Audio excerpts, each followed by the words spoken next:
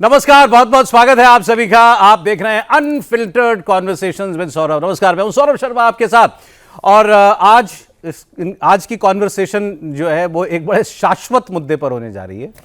और ये बहस मुझे लगता है लेकिन बड़े काम की बहस है, और हर चुनाव में ये बहस होती है, हम सबके दिमाग में भी आती है। हम इसका कोई उत्तर ढूंढ लेते हैं, शायद अखबार पढ़ के या टीवी पे सुन के, या अपना मन बनाते हैं। आजकल तो सोशल मीडिया का ज़माना भी है। लेकिन प्रॉब्लम ये है कि ये मन बनाने के लिए चाहिए होते हैं हार्ड फैक्ट्स, और वो फैक्ट कई बार मैन्युफैक्चर्ड भी होते हैं, गलत भी होते हैं, जिनको हम सच मान लेते हैं। क्या बहस है मैं आपको बताता हूं। प्रोग्राम में हमारे साथ दो बड़े सीनियर जर्नलिस्ट देश के हर्षवर्धन त्रिपाठी जी और विजय त्रिवेदी जी हैं। सर, बहुत स्वागत है आप सभी का एक बार फिर अनफिल्टर्ड कॉन्वर्सेशंस में। मुद्दा कहां से आया मैं ये भी आपको बता दूं ईमानदारी से। दिखाई सबको दिखाई ना, मैंने मेरे चेहरे पे नहीं देख आते लोग, आते उन्हीं के चेहरे पे। सर, जो अनफिल्टर है तो अनफिल्टर ही है ना, भ्रम बना रहे ब्रह्म मेरे मन में लेकिन नहीं हमें है। तो पता है ना। देखिए सर, मुद्दा क्या है, सच खुद को भी पता होता है।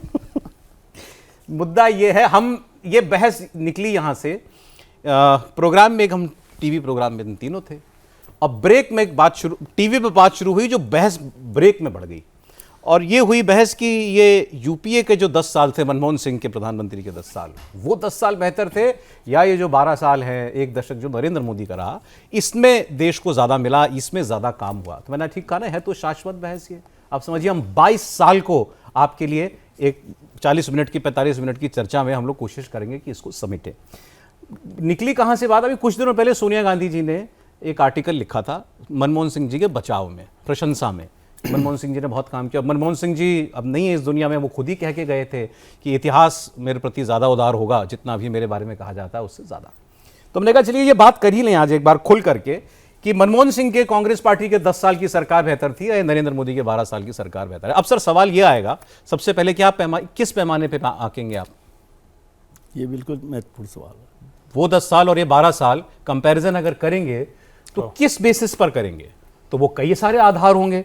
वो आधार होगा इकोनॉमिक ग्रोथ किस में ज़्यादा हुई, महंगाई किस काल में सबसे ज़्यादा थी या कम थी, हमारे जो फॉरेक्स रिजर्व हैं, क्योंकि पहले इकोनॉमी की बात करें, हम फॉरेक्स रिजर्व या इंपोर्ट करने के लिए हमारी क्षमता कब ज़्यादा थी, हम इंपोर्ट पे कितना डिपेंडेंट तब थे, कितना आज हैं, हम आज देश में कितना कुछ बनाते हैं, कितना मैन्युफैक्चर करते हैं, हमारा कृषि सेक्टर कितना बेहतर हुआ, कौन कौन से अहम कानून उस दौर में बने जिन्होंने आम लोगों को अधिकार ज़्यादा दिए, उस दौर में बने कि इस दौर में बने, देश का माहौल उस दौर में ज़्यादा बेहतर था, शांति ज़्यादा थी, या इस दौर में ज़्यादा बेहतर है, आतंकवाद पर तब ज़्यादा लगाम लगी या इस दौर में लगी, नक्सलवाद का खात्मा तब करने की कोशिश हुई ज़्यादा या इस दौर में हुई, करप्शन तब हुआ या इस दौर में ज़्यादा हुआ, ये सारी बातें, विदेश नीति तब की बेहतर थी या आपकी बेहतर है। तो बहुत सारे आंकड़े आपने भी देखे होंगे, मेरे हाथ में भी बहुत सारे आंकड़े हैं। शुरुआत करें तो पहले आप ही दोनों से, ये ओपन एंडेड क्वेश्चन है, आप किस पैमाने पर आंकते हैं, आप किस आधार पर आज इस कॉन्वर्सेशन को शुरू करेंगे कि हाँ भाई, अगर यूपीए बेहतर था तो मेरे लिए सबसे बड़ा मुद्दा यह है इसलिए बेहतर था, या एनडीए बेहतर था तो इसलिए बेहतर था? विजय जी पहले बोले। देखिए सौरभ जी, मुद्दा बहुत अच्छा है, बहुत महत्वपूर्ण है, लेकिन इस मुद्दे पर बहस का मायने तब होगा कि जब हम एक्सट्रीम पर ना चलें। उसका मतलब यह है कि किसी भी सरकार को बिल्कुल एक्सट्रीम में मान लें कि ये सरकार बहुत ख़राब थी या ये सरकार बहुत अच्छी थी, किसी भी मुद्दे पर, वो ठीक नहीं होता। हर सरकार अपने अपने तरीके से अपने अपने मुद्दों पर काम करती है। उसको एक टोटल तरीका तो ये हो सकता है कि ओवरऑल देश का सोशल टेम्परेचर कैसा था, social economy, social happiness, health, education, वो सब क्या हो सकते हैं, क्योंकि बाकी सारे फिगर्स तो ऐसे हैं जो हम उनको इन्फ्रेंस के साथ देखते हैं। फिगर्स का भी एक बड़ा खेल है, फिगर्स को आप अपने अपने तरीके से देखते हैं। बिल्कुल बिल्कुल बिल्कुल, उसमें कोई ऐसा नहीं है कि कैसे कर रहे हैं, ये आंकड़े किसी के सगे नहीं है, सगे नहीं है वो। दूसरी बात, आपने जो मनमोहन सिंह पर आर्टिकल के जिक्र किया सोनिया जी को, वो मैंने पढ़ा, उसकी वजह क्या बजी? सोनिया जी ने मनमोहन सिंह पर आर्टिकल नहीं लिखा था इस वजह से, जो मुझे लगा कि वो बेहतर काम किया। वो वजह आई कि जिस दाग के साथ मनमोहन सिंह को जाना पड़ा, वो दाग बेमायने था, वो करप्शन का, कोल स्कैम का, कोलगेट का, जो यूपीए सरकार का सबसे बड़ा दाग माना गया। 1 करोड़ 78 या 73 लाख रुपए के घोटाले की बात उसमें हुई, और उसमें मनमोहन सिंह पर भी आए और लोगों पर भी आए, जो कोल मिनिस्टर थे उनका इस्तीफा भी हुआ, तमाम काम हुए। और अब जब मामला आया तो साफ हुआ कि भाई मनमोहन सिंह उसमें बरी कर दिए गए, उनको शामिल नहीं किया। उन आरोपों पे सरकार चली गई, उन आरोपों पर सरकार चली गई। और उसमें भी सबसे जो हैरानी वाली बात मुझे लगी कि जिन सज्जन ने एक किताब लिखी कि नॉट जस्ट एन अकाउंटेंट, समझे, नॉट जस्ट एन अकाउंटेंट। और वो अकाउंटेंट सीएजी थे, विनोद राय जी, है ना। और अकाउंटेंट भी यदि होते तो शायद वो वाली गड़बड़ नहीं करते। 2G और कोल वाला तो उन्होंने निकाला था ना, दोनों, और दोनों में ही बहुत वो हुआ मामला, बिल्कुल दोनों ही मामलों में। और उनको बाद में अपनी तरफ से सॉरी भी करना पड़ा, तमाम बातें हुई। तो मनमोहन सिंह को जो आपने जिक्र किया कि भाई भविष्य या जो है वो उदार होगा, future is would be kind for me, ये मनमोहन सिंह जी ने खुद ने कहा था, क्योंकि उन पर बहुत आरोप लगे थे, तो वहां से वो मसला आया था। बट मैं सर इसको पर्सनालिटीज पे नहीं रखना चाहता। नहीं, पर्सनालिटीज नहीं। अगर आप मनमोहन सिंह वर्सेस सोनिया जी के बहस करेंगे ना तो फिर बहस कहीं की कहीं चली सोनिया जी के लेटर का जिक्र किया इसलिए, और वो मनमोहन सिंह के लिए इंपॉर्टेंट है उनकी लाइफ में। वो ठीक है कि वो मैं आप समझना चाह रहा हूँ, वो 10 साल देश के लिए बेहतर थे या ये 12 साल? कई पैरामीटर्स जो मैंने गिनाए उन पर, अब बताइए आप। दोनों जो 10 साल हैं, दोनों 10 सालों को मैं अलग अलग तरीके से देखता हूँ। दोनों 10 साल कुछ हिस्सों पर बेहतर रहे, कुछ हिस्सों पर कमजोर रहे। ये इस सरकार के लिए भी कहा जा सकता है, उस सरकार के लिए भी कहा जा सकता है। उस सरकार में जो सबसे अच्छे पॉइंट्स हैं, मैं उस मनमोहन सिंह सरकार पे करता हूँ, ये फिगर्स पे नहीं जा रहा मैं, बेसिक मनमोहन सिंह सरकार ने क्या किया कि जो आम आदमी है उसको ताकत देने वाले कानून बनाए, जैसे राइट टू एजुकेशन है, राइट टू इंफॉर्मेशन है, मनरेगा वाला जो है, फूड गारंटी है, एजुकेशन की गारंटी है। ये सारे कानून वो थे जो मनमोहन सिंह सरकार ने बनाए और उससे ताकत मिली, है ना। इकोनॉमी पे जितना वो काम कर सकते उतना काम किया। आतंकवाद पर वो कमजोर रहे, वो सरकार बहुत मजबूत लड़ाई वहाँ पर नहीं लड़ सकी, जिसके लिए कहा जा सकता है।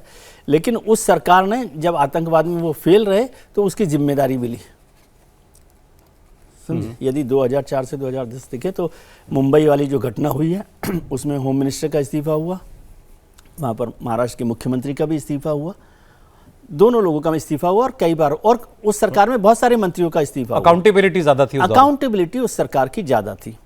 और जो लोग मनमोहन सिंह को कमजोर प्राइम मिनिस्टर के तौर पर देखते हैं, इवन उनके जो मीडिया एडवाइजर भी रहे और उन्होंने एक्सीडेंटल प्राइम मिनिस्टर लिखा, उनकी ताकत का जब सबसे बड़ा, कब क्या होता कि हर दिन कोई चीज़ का वो नहीं होता टेस्ट, एक दिन टेस्ट हुआ 2008 में, जब न्यूक्लियर एनर्जी का बिल पास करने की बात आई और मनमोहन सिंह अड़ गए, वो सरकार गिरने की स्तर तक हो गया। जो लेफ्ट पार्टीज थी जिनको बहुत सपोर्ट माना जाता था, जिसके लिए उस सरकार ने भी बहुत काम किया था, उसके बाद भी लेफ्ट ने उसको विड्रॉ कर लिया सरकार से समर्थन, लेकिन वो चलाया और उसका फायदा आज की सरकार उठा रही है। ठीक है, आज का देश उठा रहा है, सरकार का क्या मतलब है, ये मोटी बात है, बहुत लंबा हो जाएगा। ठीक है, अब आते हैं मोदी सरकार पे। मोदी सरकार ने, ये ऐसे करें, आपने इनका बताया, आगे देख लेते हैं त्रिपाठी जी को क्या कहना है। हाँ, ठीक है, ठीक है। आपने 2 मुझे प्लस बताए मेजर, जो आपको लगता है इन पैमानों पे आंकना ठीक होगा यूपीए के 10 साल को। अकाउंटेबिलिटी ज्यादा थी आपने कहा, और दूसरा आपने कहा आम आदमी को अधिकार देने वाले कानून ज्यादा बने उस दौर में जी। ठीक। अच्छा, इंसिडेंटली यही आरोप इस मोदी सरकार पर लगता है कि जो कानून उन्होंने बनाए सोशल वेलफेयर, इसको क्या कहेंगे सर, मतलब सोशल सिस्टम के लिए, सोशल जस्टिस के लिए, उसको कमजोर किया मोदी सरकार ने। ये कांग्रेस का आरोप है कि राइट टू इन्फॉर्म, आरटीआई को कमजोर किया, मनरेगा को कमजोर किया, अलग नाम से लेकर के आए। एनीवे, ये पहला टेक विजय जी का आया। आप बताइए, आपके लिए क्या है जजमेंट का पैमाना? नहीं, देखिए, सबसे पहले तो मैं वहीं पे आ जाऊं कि अकाउंटेबल गवर्नमेंट थी किसके प्रति? सोनिया गांधी के प्रति, राष्ट्रीय सलाहकार समिति के प्रति, या देश की जनता के प्रति? जो सरकार अनडेमोक्रेटिकली, क्या कहेंगे, नॉमिनेटेड भी नहीं कहेंगे, वो तो तय कर लिया सोनिया जी ने, तो हो गया, अलोकतांत्रिक तरीके से चलाई गई 10 साल की एक सलाहकार समिति की सरकार को हम सरकार माने? मुझे लगता है, मुझे तो इसी पे सबसे बड़ा प्रश्न चिन्ह लगता है। अगर जरा सा भी मनमोहन सिंह जी में रीढ़ की हड्डी होती, तो जिस दिन वो अमेरिका में थे और राहुल गांधी ने प्रतीकात्मक तौर पर ही सही उनके उस अध्यादेश को फाड़ दिया था, उसी दिन उन्होंने त्यागपत्र दे दिया होता। मेरी इच्छा थी देने की, ये नहीं, दे दिया होता, तो न तो प्राइम मिनिस्टर पोस्ट का जो सैंक्टिटी कहते हैं, जो कहते हैं उसका सम्मान, वो बचा रहा उनके समय में, और न ही उस सरकार ने जनता के प्रति जो जवाबदेही थी उसको तो कभी देखा ही नहीं। अब कई बार हम ये कहते हैं, कई बार ये आ जाता है कि भाई इतने सोशल जस्टिस के, सोशल वेलफेयर के, एम्पावरमेंट के काम किए, राइट वर्ड, एम्पावरमेंट कह सकते हैं उसको, कि ढेर सारे राइट राइट राइट राइट लगा के कर लिया। लेकिन वो राइट राइट लगा के क्या होता था देश में? क्या वो राइट राइट लगाकर देश में सचमुच पोषण वाला खाद्यान्न महिलाओं को, गर्भवती महिलाओं को मिल पाया? और मैं कह रहा हूं कि इसको तथ्य के तौर पर खोजिएगा, नहीं मिल पाया। वो क्या करते थे? वो गेहूं और चावल, धान से चावल, क्योंकि कई पत्रकार होते हैं ना जो धान के खेत में गेहूं की रोटी उगाते हैं, तो उनके लिए सिर्फ जो है, लेकिन पत्रकार वो कैसे होते हैं? हाँ, कहते हो अपने पत्रकार ही, तो वो जो है, तो मुझे लगता है कि वो उस तरफ तो गए नहीं। यानी आपने अनाज देने की बात की, अनाज दिया वो अलग बात है, लेकिन जिस क्वालिटी की बात थी, और अगर मैं उसको, चूंकि 10 सालों की हम लोग तुलना कर रहे हैं, तो एक लाइन में मैं दोनों का देखता हूं। एक पुराना डेवलपिंग का टैग लिए, थर्ड वर्ल्ड कंट्री वाला, नेहरू जी वाला, हिंदू ग्रोथ रेट वाला, उस पर एक चलने वाला, एक उस तरह की नीति वाला। दूसरा एस्पायरिंग इंडिया, हमें दुनिया के विकसित देशों के मुकाबले खड़े होना है। अच्छा, हमारे यहां क्यों नहीं हो सकता यार? अमेरिका में चमचमाती सड़क पे निकलते हैं, यहां भी निकलेंगे, उससे तेज निकलेंगे। और मनमोहन सिंह जी के पास अवसर बहुत बड़ा था। जैसे मैं कहता हूं कि इस देश में 1991 बिफोर और 1991 आफ्टर, बस यही देश है। इसके अलावा जो कुछ कोई कहता है ना, ये 2014 कहते तो वो चूंकि मोदी के पक्ष में या विपक्ष में बोलना होता है। 1990-91 के पहले और उसके बाद, यानी देश सरकार की कृपा पर, रहम पर, इंस्पेक्टर राज, लाइसेंस राज में चलने वाला नेहरू गांधी परिवार की सोशलिस्ट जो एक नेहरूवियन पॉलिसी थी उस पर, या दुनिया जैसे चल रही है, हम भी खड़े हैं ठोक के, क्या आओ जरा मुकाबला करते हैं, हम ऐसी पॉलिसी बनाते हैं, हम बराबर करेंगे। ये दोनों का फर्क है। कॉन्टिन्यूएशन में सरकारी चली। अटल जी ने जो पूरी सरकार चलाई, जो मनमोहन सिंह वित्त मंत्री के तौर पर करके गए, और ये मैं बार बार कहता हूं, फिर से दोहरा रहा हूं, जो वित्त मंत्री के तौर पर मनमोहन सिंह करके गए, उसको अटल जी ने प्रधानमंत्री के तौर पर क्या दायरा बढ़ा दिया। Power reform, telecom reform, agri reform, road reform, railway reform, airport reform. आज आपको जितने सुधार देश में दिखते हैं, वो सब अटल जी की सरकार की देन है। अच्छा। और वो किस आधार पर आए थे? जो लाइसेंस राज खत्म हो गया था। इसको आप कंपेयर कीजिए जरा। और वही मनमोहन सिंह, जब उस व्यक्ति को दुनिया के इतिहास में भारत का नाम लिखने का अवसर आया, तो क्या बन गया? जी मैडम।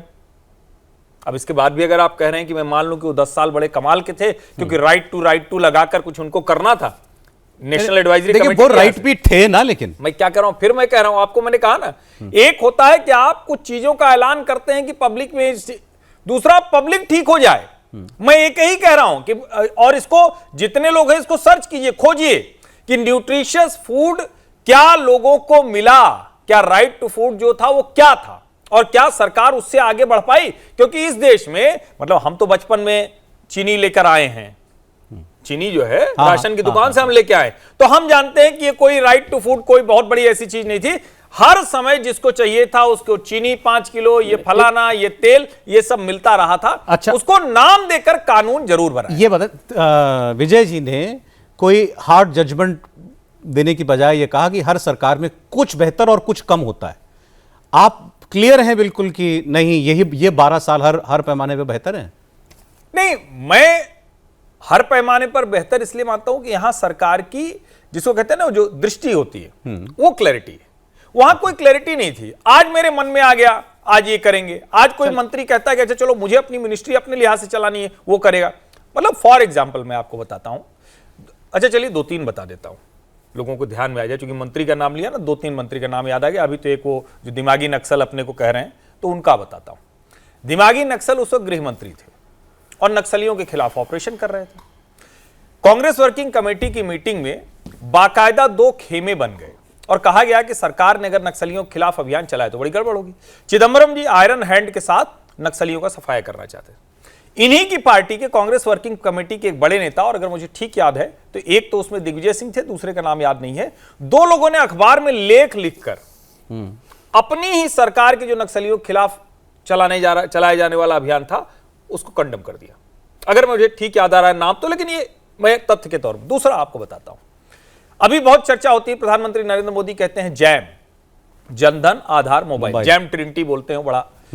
अब उस वक्त क्या था कि वित्त मंत्री बने, तो पहले एक गृह मंत्री चिदंबरम जी का बताया मैंने, अब मैं वित्त मंत्री चिदंबरम जी का बता रहा हूं। तो उन्होंने क्या किया, जब वित्त मंत्री बने तो एक सबको जानना चाहिए कि जैसे ही कोई वित्त मंत्री बनता है ना, तो सारे बैंक लाइन लगाकर वित्त मंत्री की कॉन्स्टिट्यूएंसी खोजते हैं। वहां एटीएम, बैंक, यानी जितना फाइनेंशियल इंक्लूजन हो सकता है वो पायलट मॉडल पर जाता है। वित्त मंत्री जी की कॉन्स्टिट्यूंसी उस वक्त थी शिवगंगा, तमिलनाडु में, पटाखों के लिए मशहूर है शिवगंगा में। और वहां उन्होंने तय किया कि हर घर का बैंक खाता हम करेंगे। अच्छा, वित्त मंत्री ने तय किया और वो योजना कभी सिरे नहीं चढ़ पाई। उनकी कॉन्स्टिट्यूंसी में भी नहीं हो पाई। उनकी एक लोकसभा क्षेत्र की बात कर रहा हूं मैं, शिवगंगा की। ठीक है। तो ये तो सरकार का, मैं आपको सिर्फ बता रहा हूं कैसे काम करते थे। अब एक तीसरा उदाहरण याद दिलाता हूं। एक टैबलेट आया था आकाश, पता नहीं अब तो कोई खोजे नहीं मिलेगा, वो सिब्बल जी लाए थे। सिब्बल जी लाए थे, तीसरा मंत्रालय। मैं इसीलिए स्पेसिफिक आ रहा हूं जिससे समझ में आए। आकाश आया था और वो बहुत अच्छी योजना थी, अगर सचमुच सरकार ने उसको अच्छे से किया होता। लेकिन वो आया, प्रेस वार्ता हुई, हमने भी उस वक्त रिपोर्टर के तौर पर बड़ी बड़ी बातें उसके लिए की और वो खत्म हो गया। आप जरा सोचिए, आप कह रहे हैं उस सरकार में कोई दिशा, कोई संकल्प नहीं कोई था। दिशा नहीं थी। उनको बस ये लगता था ठीक है सरकार चलनी चाहिए। और मैं फिर बार बार कह रहा हूं, अनडेमोक्रेटिकली, एक जिसको कहते हैं ना अलोकतांत्रिक तरीके से जो राष्ट्रीय सलाहकार समिति, मैं बार बार कहूंगा मनमोहन सिंह जैसा वित्त मंत्री अगर प्रधानमंत्री बना होता तो इस देश का बहुत भला हो गया होता। दुर्भाग्य से वो प्रधानमंत्री नहीं चलिए बना। ठीक, विजय जी अपनी बात कहें, क्योंकि आपने बहुत सारी बातें कही हैं, वो उत्तर देना चाह रहे होंगे। लेकिन ठीक है, कुछ फैक्ट्स भी जानने चाहिए ना। तो जैसे इकोनॉमी, मतलब मेरे लिए इनफैक्ट सबको भी समझ में आना चाहिए। इकोनॉमी एक बहुत बड़ी चीज है क्षेत्र कि भाई इकोनॉमिक ग्रोथ किस दौर में ज्यादा हुई। अच्छा, अब ये तो ऐसा डेटा है ना जिस पर सारे अर्थशास्त्री चाहें तो एक मत हो सकते हैं हमारे, वो भी नहीं हो पाते। आपको कोई बताएगा नहीं वही बेहतर था, वो 10 साल बहुत बेहतर थे, ये 12 साल खराब है, या उल्टा बताने वाले आएंगे। तो है क्या सच, इसकी बात कर लेते हैं थोड़ी सी। इकोनॉमिक ग्रोथ की अगर आप बात करेंगे तो जो एवरेज रियल ग्रोथ था उस यूपीए के 10 साल का, 4 से 14 रियल ग्रोथ। अब रियल ग्रोथ क्या होता है, जिसमें आप जीडीपी ग्रोथ को उसमें आप इन महंगाई जो है उसको फैक्टर इन करते हैं। भाई मैं 100 रुपया कमाता हूं, लेकिन अगर महंगाई 10% है तो मेरी आमदनी 90 रुपए हो गई। यही मतलब है ना, मेरी आमदनी 90 रुपए हो गई। तो उस दौर में महंगाई कितनी थी, आमदनी को उस हिसाब से तोला जाए। तो रियल जीडीपी ग्रोथ 4 से 14 थी साहब, 6.8 to 7.5%, ऐसा एक एवरेज निकल करके आता है। यही यूपीए का एनडीए काल में 14 से 26 कितनी है, 5.5 से 6.2%। अपर साइड पर अगर आप लेंगे तो आपको काफी अंतर, 1.3% का अंतर दिखाई देगा यूपीए में, एनडीए में। अब यहाँ एक कैच है, लेकिन क्योंकि दोनों बहुत अनुभवी हैं और थोड़ा इकोनॉमिक समझते भी हैं सभी लोग, इसमें हाई इन्फ्लेशन था यूपीए के दौर में। वो इन्फ्लेशन 10% तक भी गया था, डबल डिजिट में वो इन्फ्लेशन गया था। तो अगर हाई ग्रोथ थी तो हाई इन्फ्लेशन भी था, मतलब नेट ग्रोथ आपको माइनस करनी पड़ेगी। और इधर एनडीए के दौर में इन्फ्लेशन बहुत काबू में रहा। मैक्सिमम मेरे ख्याल से वो एवरेज जो है वो 4.8% है, मैक्सिमम मेरे ख्याल से 6% के आसपास कभी। ज्यादातर जो आरबीआई का टारगेटेड रहा उससे नीचे अंदर ही रहा। तो आप यहां देखेंगे तो आप लगभग दुगना बेहतर कंट्रोल कर लिया मोदी सरकार ने इसको। तो उनका जो एवरेज रियल ग्रोथ दिखता है वो इस लिहाज से सॉलिड दिखाई देता है। सर मैंने दोनों काल में ना, दोनों 10-12 सालों में, उनके 10 साल या 12 साल, एक साल ऐसा था जिसमें पूरा देश क्राइसिस में था। उधर 2008 में ग्लोबल वर्ल्ड फाइनेंशियल क्राइसिस आया था, पूरी दुनिया का भट्टा बैठ गया था 2008 में। ठीक, वो एक साल था। उस वक्त यूपीए दौर में उस साल की ग्रोथ रेट था 3%, बाकी दौर वो 8%, 9% भी जा रहे थे, वो एक साल 3% आ गया। मोदी काल में आया कोविड 2020 और वो ले गया -7% पे। माइनस हम लोग वो क्या कहते हैं उसको सर, रिसेशन में चले गए। मतलब वो भी रिसेशन का इकोनॉमी नीचे चली गई, वो तो फिर भी 3% का था। हाँ। तो सर मैंने इनसे मतलब अपने सिस्टम से पूछा कि भाई ये दोनों साल अलग कर दो, उसके अलावा उनका भी माइनस कर दो, जब वैश्विक कारण थे, और मोदी सरकार का भी वो एक साल माइनस कर दो। आपको हैरानी होगी जान के, आपको मालूम है दोनों का ग्रोथ रेट कितना है, 7.2% एग्जैक्ट। भाई वो global financial crisis Manmohan Singh की देन नहीं थी, कोविड भी मोदी की देन नहीं थी। आप उन दोनों सालों को हटा दें, ग्लोबल क्राइसिस थे, तो दोनों का एवरेज रियल ग्रोथ बराबर है, कोई खास अंतर नहीं है। अब मुझे बताइए फिर कैसे जज करेंगे? नहीं, जज करने के लिए एक तरीका है। एक तो नेशनल एडवाइजरी जो काउंसिल है उसके लिए हम थोड़ा ज़्यादा अन्याय करते हैं। वो एडवाइजरी के तौर पर काम कर रही थी और उसने तो कोई कानून नहीं भी बनाया। बहुत सारे क्योंकि मैंने उसको बहुत कवर भी किया एडवाइजरी को। आजकल जहाँ नितिन गडकरी साहब रहते हैं वो उसका ऑफिस हुआ करता था उस बंगले में, ऐसा मुझे याद आ रहा है। तो वो एडवाइजरी काउंसिल के तौर पर एक इंटेलेक्ट, जिसको आजकल आप दिमागी नक्सल कहते हैं, उन लोगों का जमावड़ा था। उसकी चेयरपर्सन सोनिया गांधी थी। चेयरपर्सन सोनिया जी और थी। वो क्या करता था, वो ड्राफ्ट बनाता था सलाह के तौर पर और सरकार को देता था। हाँ, ठीक है। अब वो यहाँ पर दिल्ली में था, कहीं पर नागपुर में होता है तो दोनों में अलग अलग फर्क है, लेकिन वो दोनों जगह एडवाइजरी है ना। उस एडवाइजरी का बर्डन कम था वैसे, ठीक है। लेकिन मैं बात दूसरी कह रहा हूँ, इसको छोड़ें क्योंकि ये तो पॉलिटिकल बहस है। मुद्दा क्या है कि यदि वाजपेयी सरकार ने जो काम किया वो कहाँ से रास्ता लिया, मनमोहन सिंह नरसिम्हा राव सरकार से, और उन्हीं पॉलिसीज़ को आपने एग्जीक्यूट किया, आगे बढ़ाया। बहुत अच्छा काम किया वाजपेयी सरकार ने और उससे देश को बहुत बड़ा फायदा हुआ। और लाइसेंस राज को खत्म करने का फैसले महत्वपूर्ण होते हैं ना, एग्जीक्यूशन के साथ साथ फैसले, वो नरसिम्हा राव सरकार ने किया और मनमोहन सिंह जी उस समय वित्त मंत्री थे, ठीक है। मैं इस बात से सहमत हूँ, वो प्रधानमंत्री बनकर उसको बहुत तेजी से आगे बढ़ा सकते थे, वो नहीं बढ़ाया, लेकिन उसके बीच में वाजपेयी जी आए और वाजपेयी जी ने उसका बेहतर इस्तेमाल किया, ये कहना चाहिए, क्योंकि उन्होंने वाजपेयी सरकार को बहुत अच्छे से देखा है, कवर किया, तो उन्होंने उस फ्रंट पर उसका मैक्सिमम यूज किया। अब लेकिन हम वहाँ नहीं चल रहे हैं, हम चल रहे हैं 2004 से 2014, 2014 से 2026। तो इस सरकार ने भी उस सरकार की एक भी नीति को, जिनके लिए आपने कहा था कि अच्छे दिन लाएंगे, ये सारी योजनाएं खत्म करेंगे, उसमें से एक भी योजना को, एक भी कह रहा हूं मैं, एक भी को और जोर से लिख सकते हैं, एक भी योजना को खत्म करने की हिम्मत नहीं दिखाई। मनमोहन सरकार की योजना को, मनमोहन सिंह सरकार की योजना को, यूपीए सरकार की योजना को नहीं दिखाया खत्म करने का। कोशिश की कि उनको कमजोर कर दिया जाए। जो राइट टू एजुकेशन वाला था, राइट टू इंफॉर्मेशन वाला था, वो जो जिस एम्पावरमेंट पर जो काम सरकार ने किया, मनमोहन सिंह सरकार ने, उसको कमजोर करने की कोशिश की गई।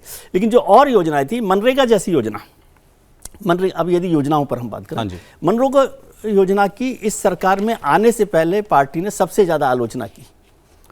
उस मनरेगा योजना को आगे बढ़ाया, और ताकत दी, और पैसा दिया, उसका विस्तार किया, नंबर भी बढ़ाया, ये सब काम हुआ, ठीक है। आपने तो उसकी बड़ी आलोचना की थी। दूसरी जो एक बड़ी योजना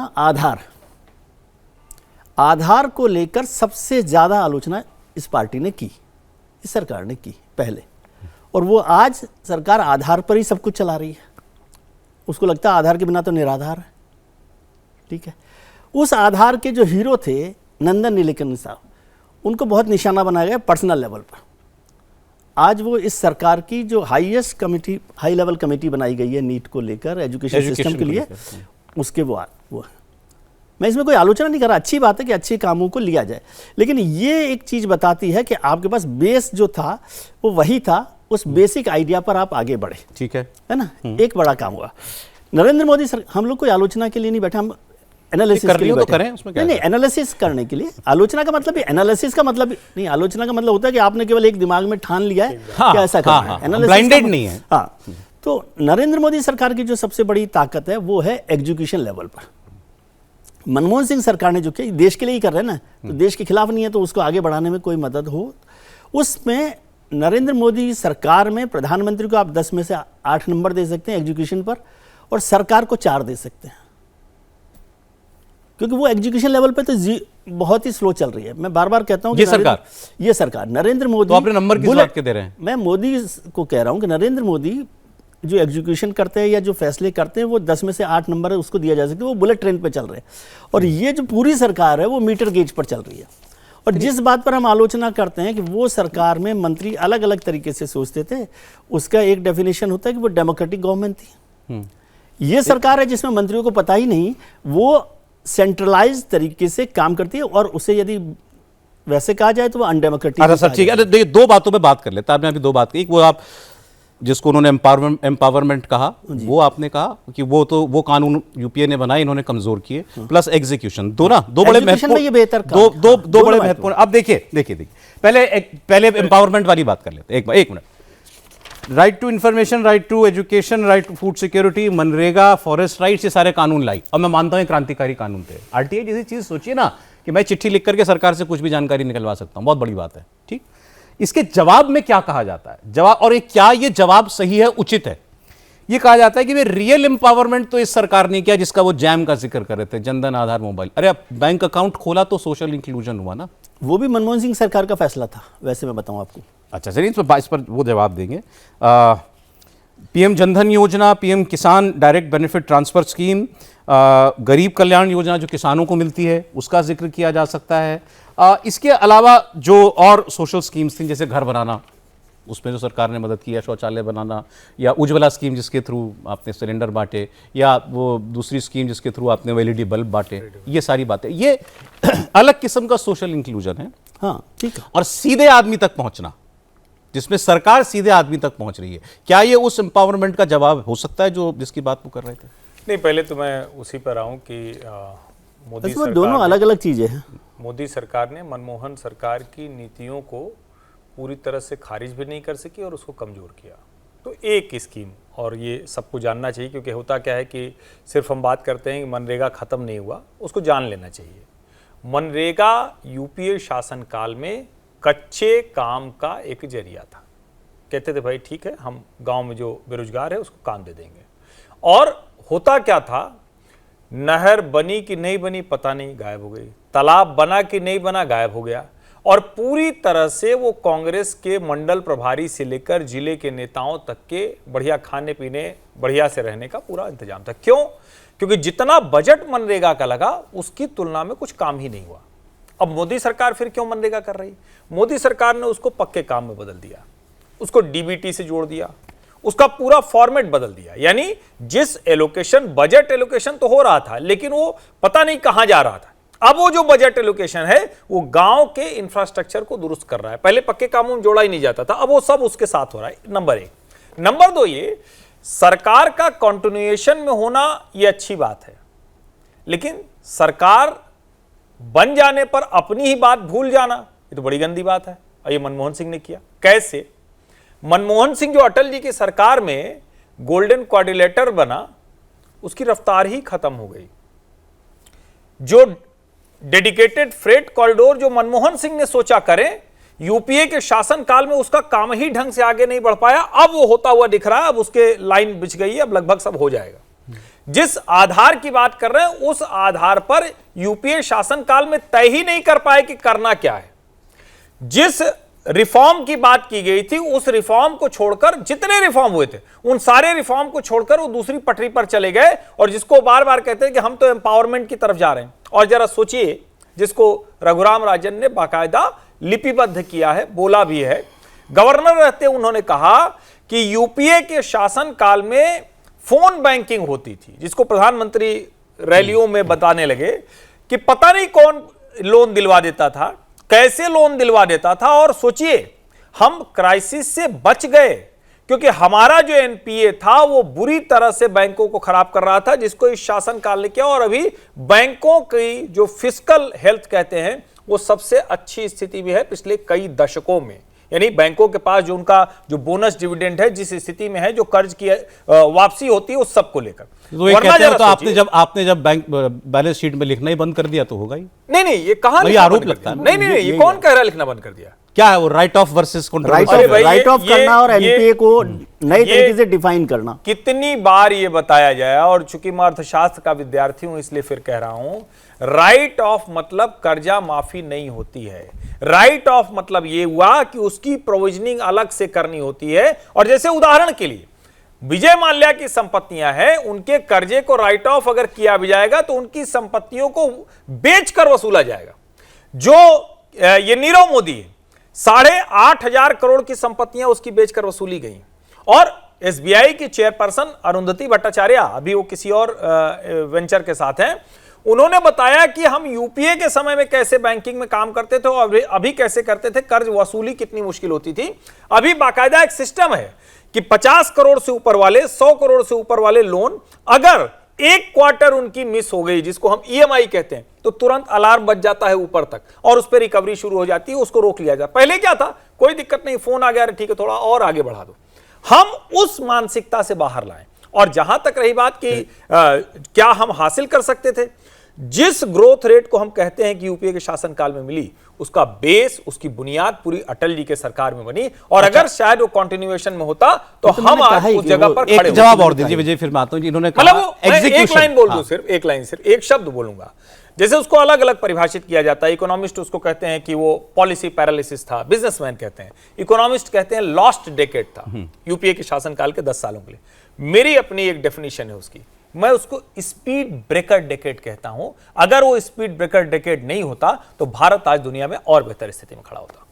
स्पीड ब्रेकर डेकेड। उन्होंने कहा मोदी जी को एग्जीक्यूशन पर 8 नंबर 10 में से, लेकिन सरकार को 4 नंबर।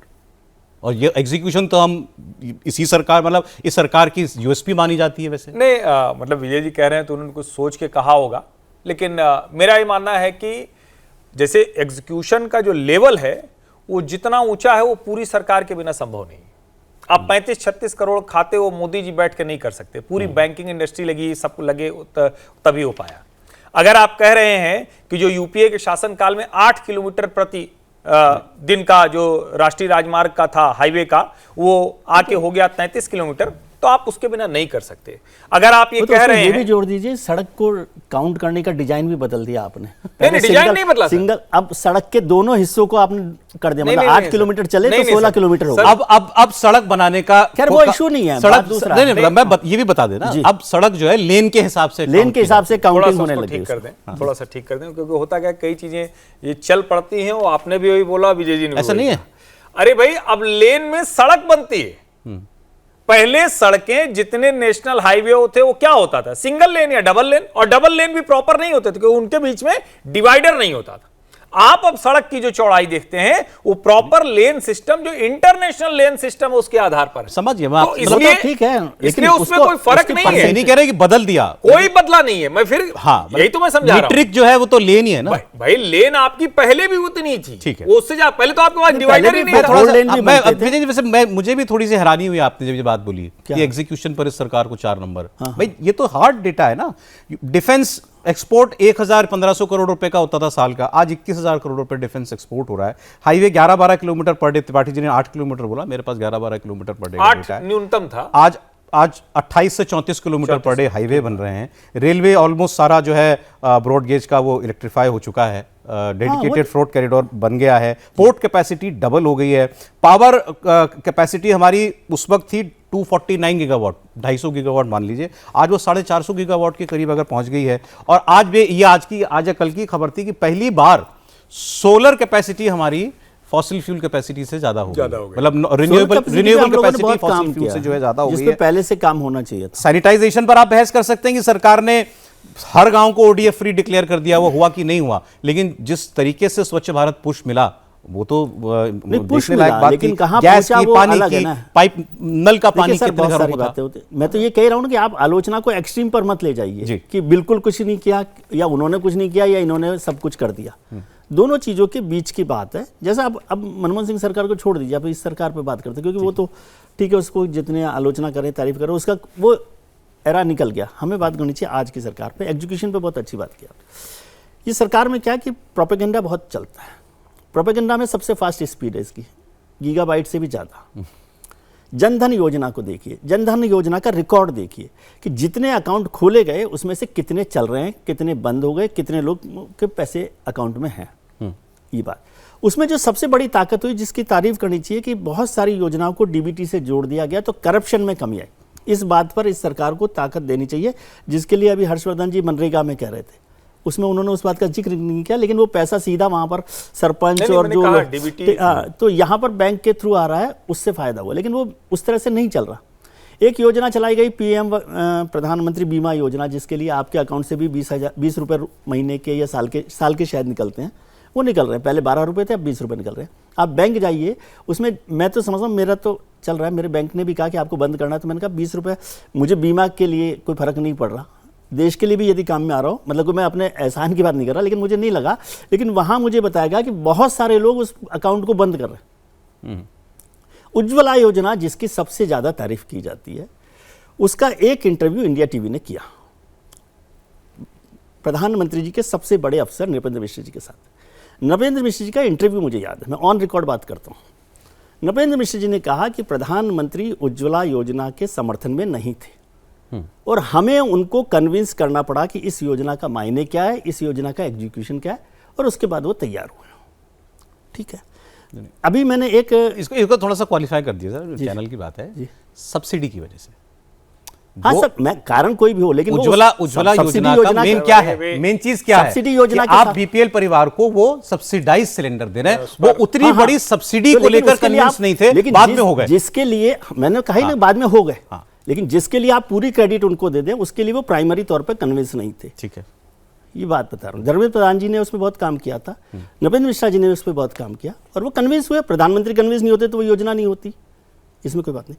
अभी 4 दिन पहले मैंने भारत सरकार के, मोदी सरकार के कोल सेक्रेटरी रहे और एजुकेशन सेक्रेटरी रहे एक आईएएस ऑफिसर से बात की, जी, जो 2 साल तक कोल सेक्रेटरी रहे, 2 साल तक एजुकेशन सेक्रेटरी रहे। उन्होंने कहा कि मैंने बहुत काम किया, प्रधानमंत्री जी के साथ भी सीधे मुलाकात रही और वो बहुत चीज़ों को सुनते हैं, लिसनर हैं, गुड लिसनर हैं, बहुत सारे काम करते हैं। लेकिन मुझे हैरानी ये हुई, बात नीट की हो रही थी कि एजुकेशन सिस्टम पर रिफॉर्म कैसे हो। ये ऑन रिकॉर्ड वाली बातें बता रहा हूँ मैं, कोई ऐसी बात नहीं है, वो मेरे इंटरव्यू में भी है।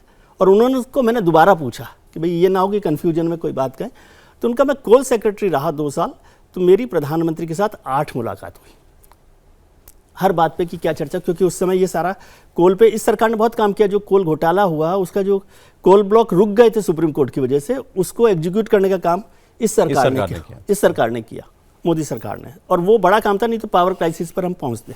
उसमें पीयूष गोयल साहब भी इंपॉर्टेंट रहे। तो 8 बार प्रधानमंत्री से कोल सेक्रेटरी की मुलाकात हुई। ये प्रधानमंत्री ना, हाँ, नरेंद्र मोदी जी। अब इसी की बात कर रहे हैं हम, इन सब की बात कर रहे हैं। लेकिन जब वो 2 साल एजुकेशन सेक्रेटरी रहे, तो एक भी मुलाकात प्रधानमंत्री से उनकी नहीं हुई, एक भी मुलाकात नहीं। कौन देता था डायरेक्शन? डायरेक्शन जो भी दे रहा होगा, एजुकेशन सेक्रेटरी, मिनिस्टर दे रहे होंगे या जो भी होगा। लेकिन एजुकेशन जैसी चिंता कोल को लेकर है, मैं एजुकेशन पर चिंता की बात कर रहा हूं। इसका तो मतलब ये हुआ कि एजुकेशन के मामले में प्रधानमंत्री सीधी रिपोर्ट नहीं लेते थे, नहीं लेते होंगे। मैं तो मतलब जो बात, हाँ यही मतलब हुआ। और उनका एक मुलाकात एजुकेशन सेक्रेटरी रहने के दौरान मेरी हुई, वो हुई हेल्थ स्कीम को लेकर, इंश्योरेंस स्कीम को लेकर, जो मेरे पास नहीं थी। लेकिन कहा गया कि भाई आपने इस पर पहले काम किया था पिछले दिनों, तो इसलिए आप इस पर हमारी मदद करें। ये एक बड़ा वो है फासला। दूसरी बात, एक सवाल ये कि ये सरकार सेंट्रलाइज तरीके से चलती है। उसका मतलब है कि पहले जो देश में जितनी सरकारें रही, वाजपेयी सरकार, मनमोहन सिंह हुआ, उसमें मंत्रालय से ये काम मैंने देखा है, इसलिए मैं बात बता रहा हूँ कि मंत्रालयों से रिपोर्ट जाती थी पीएमओ में, और पीएमओ उसको देख कर के ठीक है, खराब है, वो उसका जवाब देते थे और पास होती थी या नहीं होती थी कैबिनेट में। अब मोटे तौर पर ऐसा माना जाता है और ऐसा कहा जाता है, वो मैंने नहीं देखा कि पीएमओ से कोई फाइल डिजाइन होती मंत्रालय की। मान लीजिए कोल मंत्रालय है, एजुकेशन मिनिस्ट्री है, कोई और मिनिस्ट्री है, और वो मिनिस्ट्री उसको देखती है, फिर उस फाइल को वापस आप कैबिनेट में लेकर आते हो और वो पास होती है। तो मतलब जो डिजाइन है वो पीएमओ से सही है, गलत है कि नहीं? ये बात सही है। तो ये एक बड़ी बात है। हाँ। तो ये डेमोक्रेटिक तरीके तो नहीं है। और इसलिए मैं कई बार मजाक में कहता हूं कि हम सब लोग तो इतना जानने वाले लोग नहीं, मैं तो नहीं हूं। बीजेपी में जो लोग बैठे हुए हैं या सरकार में जो लोग बैठे हुए हैं, क्या उन्हें पता है कि सरकार में 75 मंत्री हैं, और 75 मंत्रियों में से कोई 25 मंत्रियों के नाम बताए जो काम कर रहे हो और जिनको लेकर आप समझते हो कि इस सरकार से चलते हो। सर, मैंने इसलिए शुरुआत में कहा था कि बहस अगर हम मनमोहन सिंह वर्सेस नरेंद्र मोदी करेंगे तो फिर अलग हाँ, बहस इसलिए करनी मैंने पड़ेगी, उसको ठीक छोड़ है? दिया ना। लेकिन ये बात आप जो कह रहे हैं सेंट्रलाइज्ड, ये नरेंद्र मोदी सरकार का फीचर है। मैं नरेंद्र मोदी सरकार कह रहा हूँ, इंडिया सरकार, और इस पर मैं बीजेपी कमेंट सरकार नहीं कर रहा, मैं ये केवल फीचर के तौर पे। अब ये उनका फीचर है, ये इस सरकार का फीचर है। एक स्ट्रांग लीडरशिप है, वो अपने तरीके से काम कराना जानते हैं, उनको अपने तरीके से रिजल्ट्स चाहते हैं। तो अब आपने कहा था कि एक्सट्रीम में नहीं जाना, इसलिए मैं जाना नहीं चाहता, लेकिन सोचिए कितना अंतर है। अब फिर भी थोड़ा सा विषयांतर हो जाएगा, लेकिन क्योंकि मंत्रियों की बात हुई, उस सरकार में तो मंत्री अपना विभाग तय करने की बातें करते थे। याद कीजिए, संजय बाबू जी की किताब में लिखा है कि राष्ट्रपति भवन के अंदर प्रधानमंत्री पद की गरिमा ही नहीं थी, अपमानित करते थे। किसी ने जाकर के चिदम्बरम जी को बताया, मतलब सरकार बनने वाली थी यूपीए की, उस दौर में ज़्यादा देखते हैं, तो किताब में लिखा है कि चिदम्बरम जी को किसी ने बताया कि वित्त मंत्री कोई और बन रहे हैं, तो उन्होंने जवाब दिया कि फिर मैं क्या बनूंगा, और अल्टीमेटली वित्त मंत्री वही बने। शायद प्राइम मिनिस्टर अपने पास रखने वाले थे वित्त विभाग, ऐसी जानकारी उनको दी गई, बट उन्होंने उसके बाद लॉबी किया, वो प्रधानमंत्री बन गए। पत्रकार लोग कौन मंत्री क्या पोर्टफोलियो लेगा, इसके लिए लॉबिंग किया कराया करते थे। ये सारे नीरा आडिया टिप्स के अंदर हैं, ये सब आज भी यूट्यूब पे पड़ा हुआ है। वो एक एक्सट्रीम है, ये एक एक्सट्रीम है जो विजय जी बता रहे हैं कि हर चीज़ सेंट्रल, हर चीज़ पीएमओ करेगा। ये एक अलग तरीका है काम करने का। देखिए, इसको मैं चूंकि संयोगवश सेंट्रलाइजेशन का, क्योंकि है क्या कि किसी चीज़ के पक्ष विपक्ष दोनों होते हैं, और बहुत ज़्यादा सेंट्रलाइजेशन तो नहीं होना चाहिए, लेकिन क्या सेंट्रल मॉनिटरिंग होनी चाहिए? तो बिना सेंट्रल मॉनिटरिंग के कोई भी काम बहुत अच्छे तरीके से नहीं हो सकता। पहला पीएमओ है जिसमें ढेर सारे ज्वाइंट सेक्रेटरीज की डेस्क है, मैं उसी पर आ रहा हूं, ढेर सारे और डिक्टेशन ज्वाइंट सेक्रेटरीज की डेस्क है जो अलग अलग इश्यूज पर अलग अलग मंत्रालयों को बाकायदा मॉनिटर करते हैं, उनकी रिपोर्ट करते हैं, उनकी रिपोर्ट लेते हैं, उनको रिपोर्ट देते हैं। अब 2019 मेरा अपना शहर प्रयागराज, वो 11 महीने में पूरा शहर बन गया। और मैं कहता हूं कि वो क्या होता है, वो मेगा इंफ्रास्ट्रक्चर का बन गया, मतलब मैं उसी पर आ रहा हूं। बन गया, सचमुच बन गया। इसीलिए मैं ऐसे ही चौंकेंगे जो लोग दूसरे लोग, क्योंकि जो जानते नहीं तो हो गया। जो मेगा इंफ्रास्ट्रक्चर चलता है ना, वो कौन सी बड़ी बड़े चैनलों पर कि वो तो ऐसे ही उसको दिखाया जाना चाहिए। हमारे शहर में सारे के सारे डाट के पुल थे, अंग्रेजों के जमाने वाले, वो ऐसे यू होते थे, उसमें निकलने का रास्ता नहीं होता था। और उसी जो 2019 के वो कुंभ के पहले, कुंभ की वजह से बन गया, वो मैं उसी पर आ रहा हूं, सारा काम हुआ तो सारे के सारे मतलब सब बदल गए, वो डाट का पुल खत्म हो गया, बढ़िया हो गया। अब उस शहर में, और मुझे याद है इसलिए मैं बार बार बताता हूं क्योंकि उस वक्त मैंने बहुत रिपोर्ट की थी, 15 मीटर की रोड हुआ करती थी प्रयागराज में, इलाहाबाद। एनक्रोचमेंट होते होते होते होते सरकारें इतनी अच्छी नहीं कि वो 7.5 मीटर रह गई थी। इसके बाद फिर से वो 15 मीटर की रोड बनी। अब एक वहां हमारे यहां जीआईसी है, उसके सामने कुलभास्कर है, वही केपी कॉलेज वाला ग्राउंड जहां राहुल जी गए थे, तो उसी के पीछे है। तो कुलभास्कर और जीआईसी के बीच में वो रामबाग स्टेशन वाली, ऊपर से रेलवे लाइन, नीचे से रेलवे लाइन। अब वो कैसे बने, बरसों बरसों का वो था कि कैसे उसको पार कराया जाए। हाँ। और मैं जब बैठा हुआ था तो जल विभाग वाले बैठे हुए थे, नमामि गंगे मिशन वाले, पीडब्ल्यूडी, इलेक्ट्रिसिटी, रेलवे, टेलीफोन, ये सारे विभाग। मुझे बताया गया कि पीएमओ का बाकायदा एक व्हाट्सएप ग्रुप है, और जिस पर विद इन 2 आवर अगर सोल्यूशन नहीं मिला तो उस डिपार्टमेंट को पीएमओ से फोन जाता है। मैं सेंट्रलाइज मॉनिटरिंग की बात कर रहा हूं, डिक्टेशन की बात नहीं कर रहा हूं।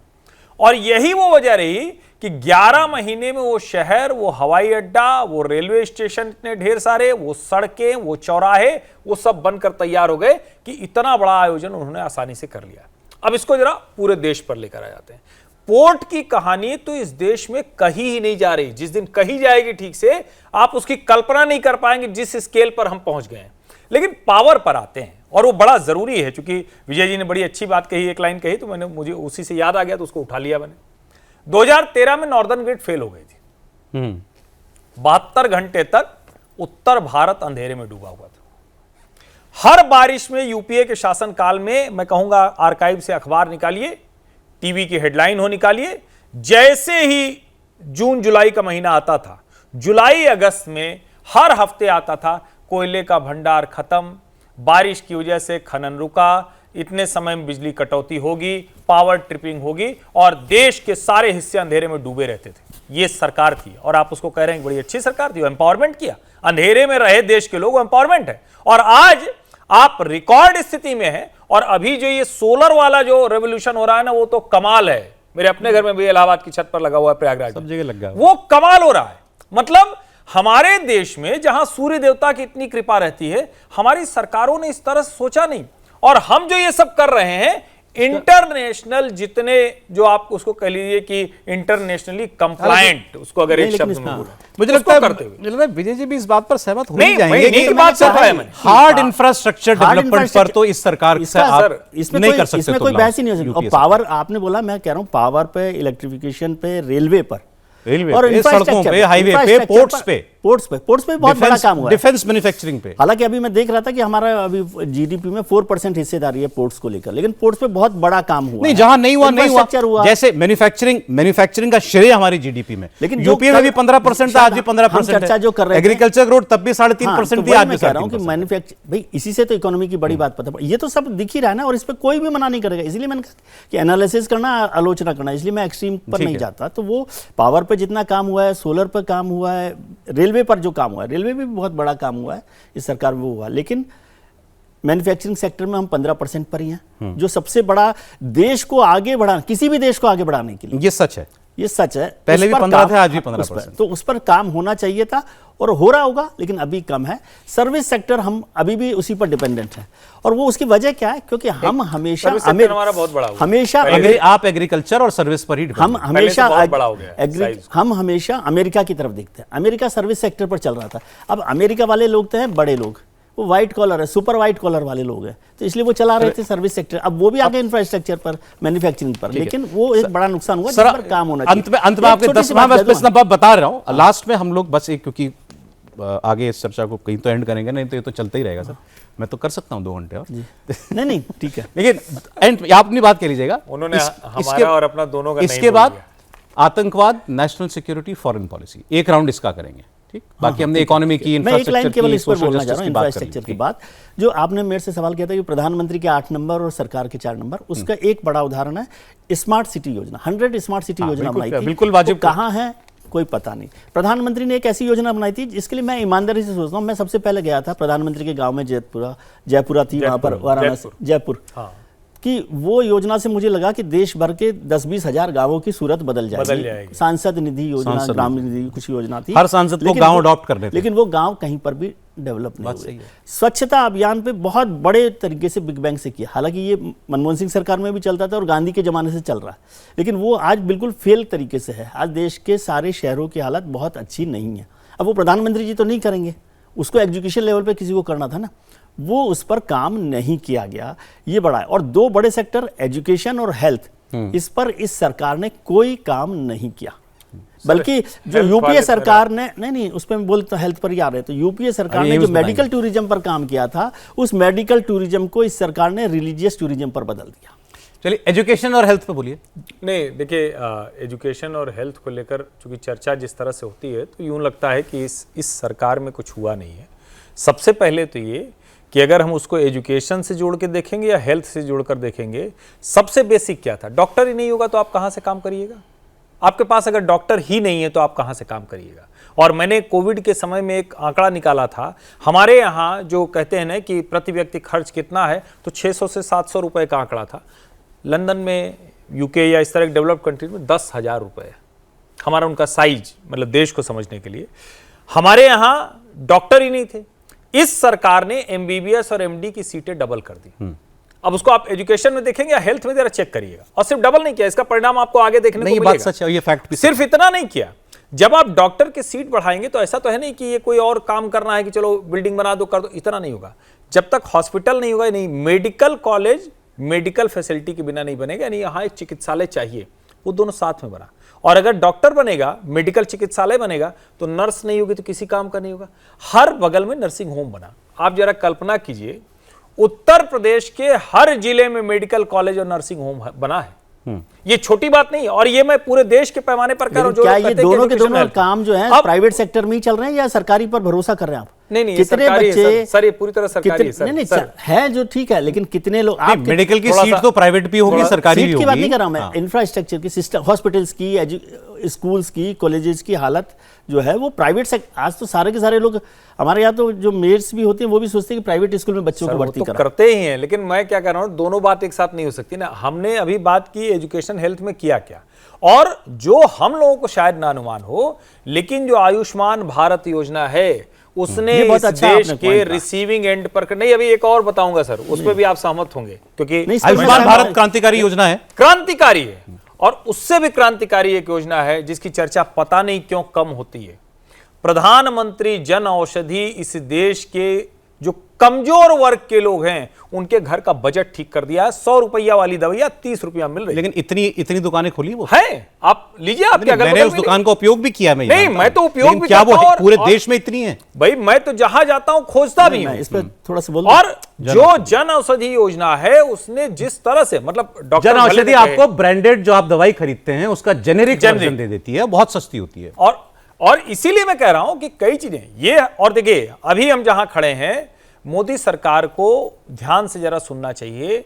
आपने जो काम किया है, जहां तक लेकर आप गए हैं, अब आपकी बहुत कड़ी आलोचनात्मक समीक्षा का वक्त आ गया है। बट अभी तक आप उनको हेल्थ पे भी नंबर दे रहे हैं और पूरे नंबर हैं, एजुकेशन में मैं भी कह दे तो रहे रहा हैं। हूं, मैं तो अपनी देखी बता रहा हूं ना। ठीक है। जो लोग कहते हैं जैसे एक आंकड़ा आजकल चलता है कि 1 लाख विद्यालय बंद हो गए, अरे कितने प्राइवेट स्कूल खुल गए क्योंकि सरकारी में लोग जा नहीं रहे थे इसलिए बंद हुआ है। इसीलिए बंद हो रहे हैं। आपको तथ्य नहीं, पे तो जाना इसका पड़ेगा। मतलब बंद कि इसीलिए सरकार- हो रहे हैं सरकारी बिल्कुल इसीलिए बंद हो तो रहे हैं। इसका तथ्य मतलब पे जाना सरकारी स्कूल पड़ेगा। अच्छे नहीं चल रहे तब प्राइवेट में जा रहे होंगे ना। सर ये एस्पिरेशन का भी मामला नहीं हो सकता है। एस्पिरेशन नहीं, अच्छे Aspiration स्कूल का ज्यादा है, होंगे सर। तो लंदन में तो सरकारी स्कूल चलते नहीं हैं, नहीं सिंगापुर थोड़ा में आप तो अच्छे जाति स्कूल कर चलते रहे सर हैं। वहां सर भी ये नहीं चलते, सर, हिंदुस्तान वहां के भी दोनों कॉन्टेक्स्ट हैं, में, वहां भी दोनों हैं। इंडिया के कॉन्टेक्स्ट में हर दूसरी किसी बात की क्या है? ख्वाहिश है कि मेरा बच्चा ठीक प्राइवेट है, स्कूल में पढ़े। ठीक है, उसको आप ऐसे चलिए benefit of doubt Benefit of doubt देना चाहिए ठीक है, भाई। इससे ज्यादा नहीं दे सकता। लेकिन हेल्थ पर जो आपने बात की उसमें जो जन औषधि योजना है वो बहुत अच्छी योजना है और उसमें गरीबों को, कमजोर लोगों को मिल रहा है। कम भी होंगी तब भी मैं उसके साथ हूँ। ठीक है, मतलब हो सकता है सब जगह नहीं हाँ वो मिलती। होनी ही चाहिए वो मेरे जरूर। इलाके में तो है, मैं तो नहीं भी यूज करता, ये करता, लेकिन बहुत अच्छी योजना है क्योंकि दवाओं पर जो सारा बड़ा खेल है, खर्च है, वो बड़ा चलता है। लेकिन आयुष्मान योजना अपने आप में ये बताती है कि सरकार स्वास्थ्य पर, हेल्थ सिस्टम पर फेल हो गई है। आयुष्मान योजना का मतलब ये है कि भाई हम आपको अस्पताल नहीं दे सकते, हम आपको इलाज नहीं दे सकते, तो अरे आप सर, ये और इसका आलोचना और तो- कोई बहुत बड़ी ये- मैं नहीं, ये नहीं, कोई भी सरकार करे ये बिल्कुल बात अरे है। इसको आप ऐसे क्योंकि भी तो आप कह इसलिए सकते कर- थे और इसको मैं यदि बिटर तरीके से कहूं तो ये जो बड़े हेल्थ इंडस्ट्री वाले लोग हैं उनके फायदे की योजना है, क्योंकि जो इलाज आपका 5,000 रुपए में सरकारी अस्पताल में हो सकता था वो आयुष्मान योजना के तहत आप प्राइवेट हॉस्पिटल को 50,000 रुपए देके करवाते हैं। सर, तो फायदा आयुष्मान- प्राइवेट हॉस्पिटल का होता है। ये गरीब को, आपको इलाज नहीं होता तो आप मार कर देते। ये गरीब को health इलाज का- मिल रहा है health कि नहीं मिल रहा है इससे? infrastructure- नहीं, गरीब को इलाज मिल रहा है कि नहीं क्यों मिल रहा है? बॉटम लाइन तो ये है ना कि इलाज मिले। हाँ तो वो इसलिए मिल रहा है क्योंकि आपने अपना हेल्थ इंफ्रास्ट्रक्चर खड़ा नहीं किया। अच्छा मैं तो आप यदि इसको नहीं मानते मैं कह तो रहा हूं ठीक है, किसी मेरा भी- अपनी राय है। नहीं नहीं आपकी राय ठीक भी है। हाँ। किसी भी सरकार को ये स्वीकार करने में तो प्रॉब्लम ही नहीं होनी चाहिए हाँ। कि मैं इतने बड़े देश में 150 करोड़ लोगों तो के ये लिए जब इंफ्रास्ट्रक्चर वो फेल होगा health उसमें सपोर्ट infrastructure करने के डेवलप लिए करना कितना बड़ा काम है, कितना हेल्थ लंबा इंफ्रास्ट्रक्चर काम में है। फेल होने के बाद उसको तब तक- सपोर्ट करने में ये मदद करती है, इसको मैं मानता हूं। तब तक तो मैं अपने आदमी को मरने तो ना दूं ना मैं, ठीक है, उसमें कि मदद मैं इलाज ही नहीं करा सकता। उसमें योजना मदद करती है, लेकिन इसका मतलब ये नहीं कि आप हेल्थ इंफ्रास्ट्रक्चर में आपने बड़ा काम कर लिया। इसका मतलब ये है कि आपने हेल्थ इंफ्रास्ट्रक्चर में काम नहीं किया। लेकिन ये आपकी बात से मैं सहमत हूं कि यदि ये नहीं हो रहा तो कम से कम गरीब आदमी को आप मरने नहीं दे रहे, उसके इलाज की व्यवस्था कर रहे हैं, ये बेहतर बात है। सर ये सवाल तो हर काल में और हर सरकार से पूछा जाना चाहिए था हाँ ना, तो लेकिन- हर एक से ही पूछते हैं। कौन से ये आज पहली बार हो रहा है कि सरकारों से सवाल पूछने का काम? हो सकता है आपको लगता हो कि इस सरकार में पहली बार मैं हो कह रहा हूं ये जितनी शिद्दत से पूछा जाना चाहिए ये तो उतनी शिद्दत से। राइट फ्रॉम द बिगिनिंग होना चाहिए था ना। यार, बिल्कुल तुम पहले होना। अस्पताल तो बनाओ यार, बाकी बातें बाद में बिल्कुल, करना। मैं हर पहले सरकार को स्कूल तो इसके लिए- बनाओ। हर सरकार को इसके लिए जिम्मेदार मानता हूं। बल्कि नेहरू सरकार को मैं, जो आईआईटी के लिए जिसको हम लोग तारीफ करते हैं, हाँ। उस सरकार की योजना में यदि प्राइमरी एजुकेशन पहले बहुत होती, बढ़िया बात कह दी आपने। तो वो उनकी देश सोच की में आईआईटी सूरत के ही साथ बदल प्राइमरी गई। स्कूल हाँ। भी होना चाहिए था ना। लेकिन वो इसमें नेहरू और मोदी में फर्क है कि मोदी लाल किले से शौचालय की व्यवस्था की ऐलान कर सकते हैं, जो बहुत ऐसा लगता है लोगों को कि क्या व्यवस्था है। लेकिन वो नेहरू हिम्मत नहीं करते कि प्राइमरी एजुकेशन पर फोकस करें। ठीक है, मतलब इसका मतलब आपकी उम्मीदें मोदी सरकार से बहुत ज्यादा हैं। नहीं, मैं ये दोनों का फर्क बता रहा हूँ। नहीं, मोदी सरकार से उम्मीदें सारी देश को है ज्यादा, और जो सरकार आए अच्छे दिन लाने के लिए हो और 12 साल बाद भी मैं उम्मीद कर रहा हूँ, तो ये अपने आप में कमेंट है। क्लासिक विजय जी अगर देखिए मतलब मैं तो ये मान रहा हूँ कि विजय जी जैसा आलोचक 10 मिनट वो, बस अब वो अगर यहाँ तक पहुँचाया तो इसी से आप नहीं, ये समझ किसी लीजिए। के कन्विंस करने से नहीं नहीं पहुंचा। नहीं नहीं, मैं उसको मैं अपने अपने हिसाब से देखता कह रहा हूँ।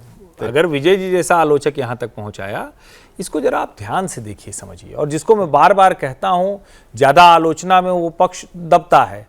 भाई आकांक्षा इतनी बड़ी हो गई कि अब ये सब भी हमको नॉर्मल लगने लगा।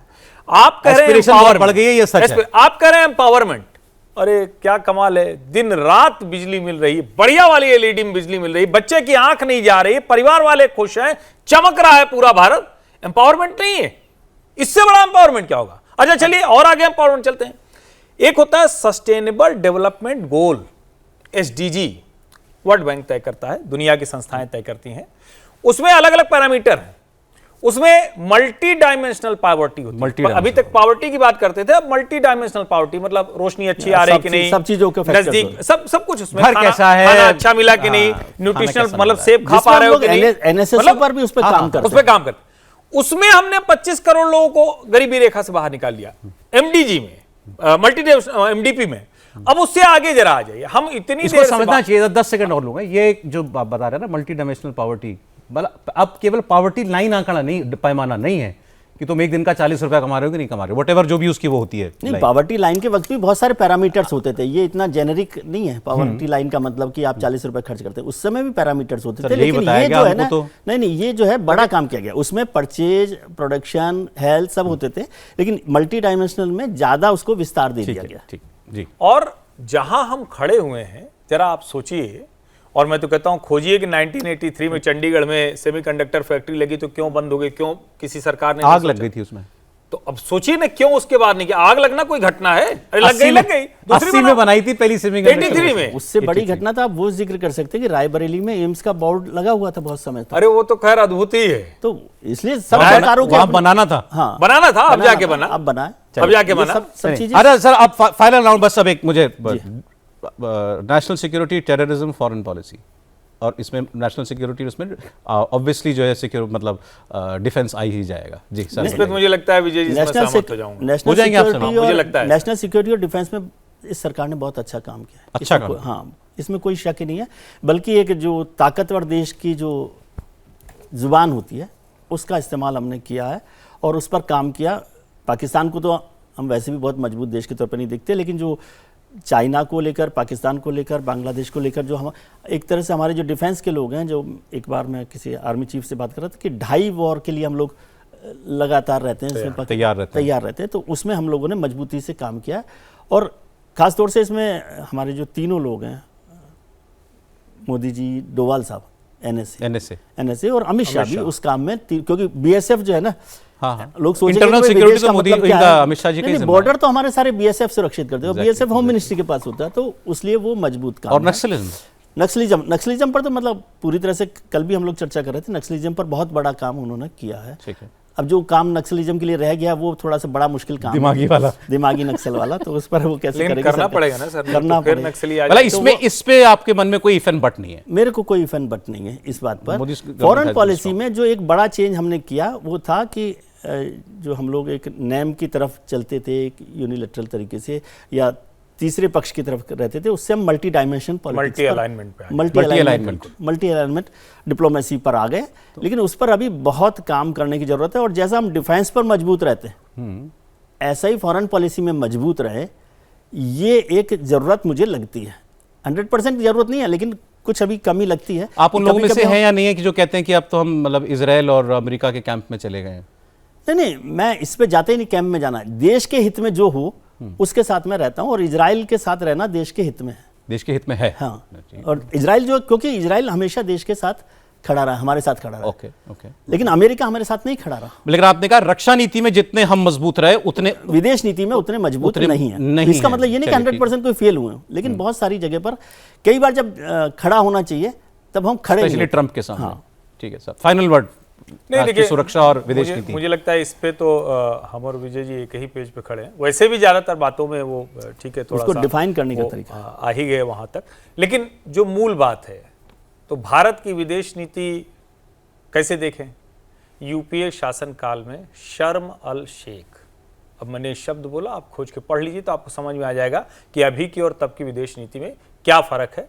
उस वक्त शेख पर सबसे ज्यादा आलोचना मैंने की थी मनमोहन नहीं, सिंह, क्योंकि मैं वहां मौजूद था। मैं तो उस इसीलिए घटना- कह रहा हूं। शर्म शेख कहाँ है सर? मैं इजिप्ट इसीलिए याद दिला रहा हूं। वो बड़ी घटना थी। कौन से देश में है शर्म के शेख? लिए, देश के लिए मेरे हिसाब से सबसे महत्वपूर्ण घटनाओं में से एक मैं मानता हूं विदेश नीति पर, जब शर्म शेख को लेकर उस समय के प्रधानमंत्री मनमोहन सिंह जी ने जो एक बयान दिया, मैं आपको याद दिला दूं। पाकिस्तान के मुशर्रफ के सामने। हाँ, बलूचिस्तान को लेकर भी नहीं, लेकिन पाकिस्तान को लेकर जो बात कही वो बहुत महत्वपूर्ण बात थी। वो थी कि भारत और पाकिस्तान दोनों आतंकवाद पीड़ित देश हैं।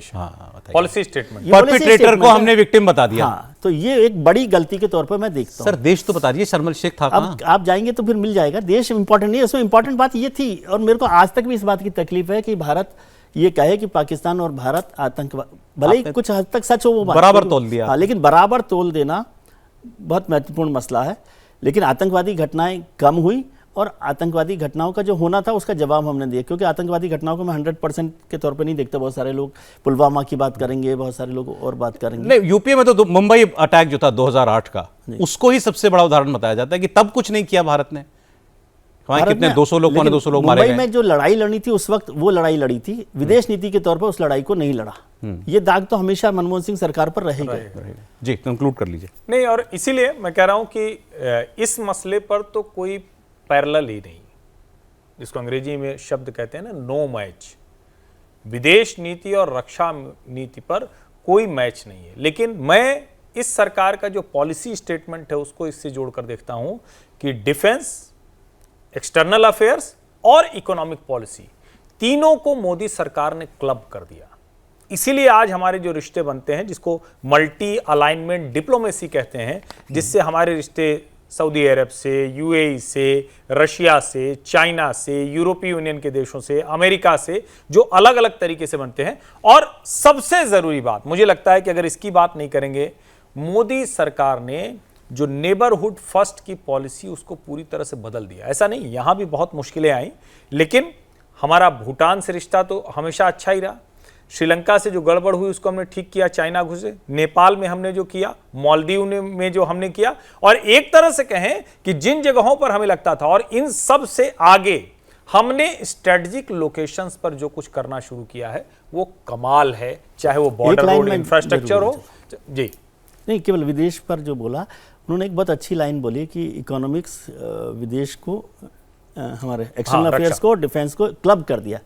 मेरे ख्याल से यही एक कमजोरी बनती है जो हमें विदेश नीति पर कमजोर दिखाई देती है। क्योंकि किनको क्लब कर दिया? डिफेंस, इकोनॉमिक्स और अच्छा। एक्सटर्नल अफेयर को। तो जब एक्सटर्नल अफेयर को इकोनॉमिक्स से आप जोड़ देते हैं तो आप कमजोर पड़ने लगते हैं। फिर आपको लगता है टैरिफ पर कम होना चाहिए कि नहीं होना चाहिए, पेट्रोल के दाम होने चाहिए कि नहीं होने चाहिए। दोनों को अलग अलग तरीके से रखिए, अलग अलग ब्लॉक में रखिए, ध्यान भले ही रखिए, लेकिन मैं कह रहा हूँ ब्लॉक ये तो अलग अलग आपके ऊपर है, आप उसको इस्तेमाल कैसे करते हैं? नहीं तो उससे कमजोरी आ जाती है ना। आप उसको कई बार कह- आपको लगता है कि अरे इस पर काम कर लेंगे तो थोड़ा सा ये भी खुश हो जाएगा, वो भी भाई, खुश हो हमने जाएगा। ऑयल की जो बाइंग है, नेबर उसको फर्स्ट उसी पर, तरह से किया। नेबर फर्स्ट पर तो जब 2014 का मई का 26 मई था, कौन सा? बिल्कुल, 26 मई का 2014 जो सार्क देशों के प्रधानमंत्री आए को बुला लिया था। थे, उस उम्मीद को हमने ध्वस्त कर दिया। अब सर ऐसे ही लोग मिले तो क्या करें? हाँ, वो ठीक है, लेकिन जो नतीजा है वो है। सर चलिए, ये ना आज मुझे बड़ी खुशी है कि मैं ये प्रोग्राम कर पाया। आपको सच्ची बताऊं, इतने विषय, इतने बहुत ज्यादा। क्या क्या national security, foreign policy, defence, Complicated economy, है। सोशल जस्टिस, हर चीज पर तो आप लोगों से बात होगी। इतना ही बताने रह गया कि वोट किसको देना है, वो आप लोग वीडियो देख कर लेकिन एक लाइन फिर से जाते जाते जो उस वक्त आपने रोक दिया है, हाँ। मोदी सरकार को अब जरा सोचना चाहिए, क्योंकि अब आप जहां खड़े हैं वहां ऐसे शोज तो हो जाएंगे, लेकिन अब कोई मनमोहन सिंह से या पहले की तुलना नहीं देखेगा। आपके पास 12 साल आ गए, इसीलिए मैंने कहा कि अब तुलना तुलना आप जहां चले गए हैं। अब वंदे भारत, अगर 125 वंदे भारत दौड़ रही है तो आप ये बताएंगे एक पैसेंजर चलती थी, ये चलती थी, तो किसी को अच्छा नहीं ये लगेगा। आपने बहुत अब बेहतर उससे किया, आगे बहुत की अच्छा बात। किया कि ये भी इसीलिए हमने आपने कहा कि मनमोहन सिंह सरकार से तुलना करने का वक्त हो गया। निकल वो शुरुआत के 4-5 साल तो ठीक था। अब ये excuse नहीं चलेंगे आपके साथ। अपने बहुत धन्यवाद सर हर्षवर्धन जी, विजय जी, बहुत शुक्रिया आपके समय के मजा लिए। आया, मैंने रोके रखा है, इनको कई और प्रोग्रामों में भी जाना था। बहुत बहुत धन्यवाद, आपने समय दिया। प्रोग्राम देखिए आप, जो अच्छा लगे बताइए, जो अच्छा नहीं लगे वो भी बताइए, हम सुधार करेंगे। और मेहमानों को किनको सुनना चाहते हैं और विषय जो सुनना चाहते हैं जिन पर, और अच्छा नहीं लगा हो वो जरूर बताइए। हाँ, अच्छा जो नहीं लगा हो वो हाँ, जरूर वो बताइए, ज्यादा- ताकि उससे वो- सुधार कर सकते हैं। बिल्कुल बिल्कुल। नहीं, हमारा तो अच्छा लगा ही होगा। तो आप देख रहे थे अनफिल्टर्ड कॉन्वर्सेशन में सौरभ। आज इतना ही।